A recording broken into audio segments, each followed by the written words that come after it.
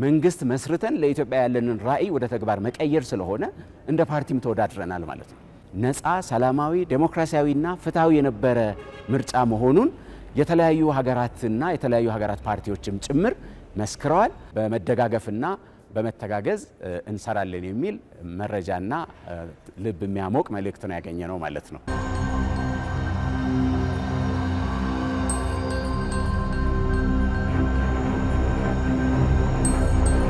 እንደሚታወቀው በ2018 ዓመተ ምህረት ሰባተኛው ጠቅላላ ምርጫ በኢትዮጵያ ተካሂዷል።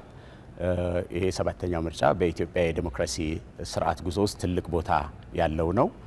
በሚገባ ባለፉት 8 ዓመታት ለውጥ በዚህ ሀገር ከመጣበት ጊዜ ጀምሮ የዲሞክራሲ ምህዳሩን የማስፋት ለዲሞክራሲ ምቹ ሁኔታ የመፍጠር የፖለቲካ ሪፎርሞችን ማካሄድና በኢትዮጵያ ውስጥ ኢትዮጵያውያን በነጻነት ሀሳባቸውን የሚገልጹበት ድምጻቸውን የሚገልጹበትና በኢትዮጵያ ተፎካካሪ ፓርቲዎች አለን የሚሉትን ሀሳብ ለሕዝብ አቀርበው በሕዝብ ይሁንታ ካገኙ የመንግስት ወንበር የሚይዙበትና ሀገር የሚመሩበት ሁኔታ መመቻቸት አለበት።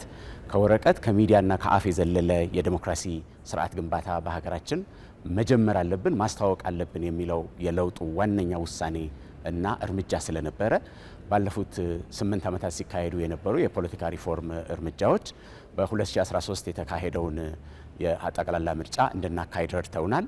እሱ በኢትዮጵያ የዲሞክራሲ ስርዓት ጉዞ ውስጥ ትልቁ ምርጫ ብሎ መናገር ይቻላል። 6ኛውን ጠቅላላ ምርጫ ማለት ነው። 7ኛው ጠቅላላ ምርጫ በዛ ተምረን ባለፉት 5 ዓመታት ያገኘናቸውን ልምዶችም ቀምረን የኢትዮጵያን ዲሞክራሲ አንድ እርምጃ ወደፊት ማሻገር አለብን የሚለውን መነሻ በማድረግ ብልጽግና ፓርቲ እንደ አንድ ፓርቲ ብቻ ሳይሆን ኢትዮጵያ ውስጥ ለውጥ እንዲመጣ ከፍተኛ ቁርጠኝነት እንዳለው አንድ ፓርቲ 2 ግቦችን ይዞ ነው ወደ 7ኛው ጠቅላላ ምርጫ የገባው። የመጀመሪያው ግብ የነበረው 7ኛው ጠቅላላ ምርጫ ዴሞክራሲያዊ፣ ፍትሃዊ፣ ሰላማዊና ነፃ በማድረግ ኢትዮጵያውያን በዚህ ሀገር የዲሞክራሲ ግንባታ ላይ ያላቸው ተስፋ መለምለም አለበት፣ በተግባር ማሳየት አለብን።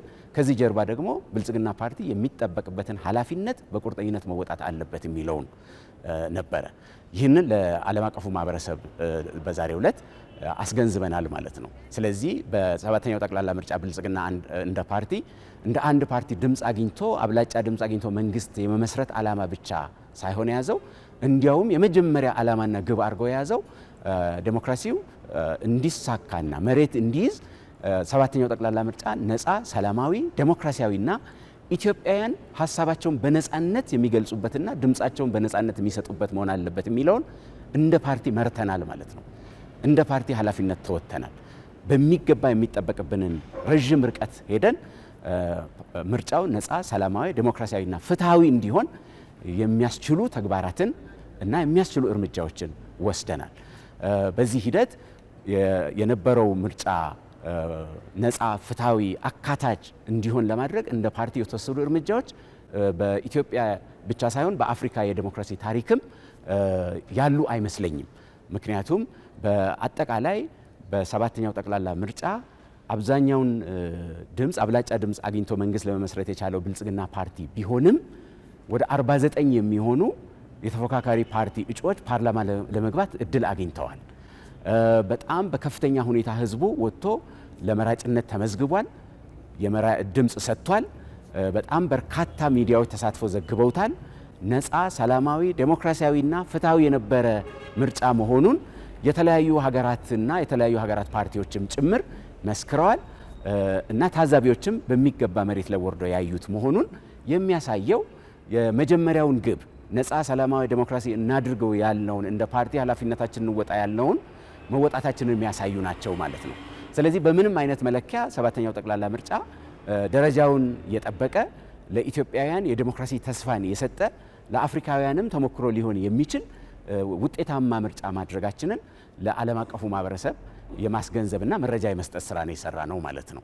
ሁለተኛው እንደ ፓርቲ ደግሞ የተቋቋምነው ሀሳባችን ለኢትዮጵያ ሕዝብ አቅርበን የኢትዮጵያ ሕዝብ በሀሳቦቹ አምኖ ይሁንታ ከሰጠንና ድምፅ ከሰጠን መንግስት መስርተን ለኢትዮጵያ ያለንን ራዕይ ወደ ተግባር መቀየር ስለሆነ እንደ ፓርቲም ተወዳድረናል ማለት ነው። እንደ ፓርቲም ተወዳድረን ሀሳባችን ለኢትዮጵያ ሕዝብ አቅርበን በጣም በርካታ እጩዎችን አቅርበን ተወዳድረን አብላጫ ድምፅ ለማግኘት እድል አግኝተናል።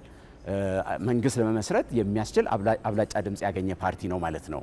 ብልጽግና ፓርቲ ለሚቀጥሉት 5 ዓመታት ማኒፌስቶውን ወደ እቅድ ወደ ስትራቴጂ በመቀየር ለህዝብ የገባውን ቃል ወደ ተግባር የሚቀይርበትን ማንዴት አግኝቷል ማለት ነው ከኢትዮጵያ ህዝብ። ይህንም ለዓለም አቀፉ ማህበረሰብ ማስገንዘብና በሚቀጥሉት 5 ዓመታት ደግሞ በተሰጠን አዲስ ማንዴት ምን ላይ ትኩረት አድርገን እንሰራለን፣ ኢትዮጵያውያንን ከድህነት አውጥተን የምግብን ሉዓላዊነትና የምግብ ዋስትናን አረጋግጠን ኢትዮጵያ በአፍሪካ ውስጥ የብልጽግና ተምሳሌት እንድትሆን ከማድረግ አንጻር አዲስ በተሰጠን ኃላፊነትና አደራ ምን ላይ ትኩረት አድርገን እንሰራለን የሚለውን ለዓለም አቀፉ ማህበረሰብ ያስገነዘብንበት መድረክ ነበር ማለት ነው።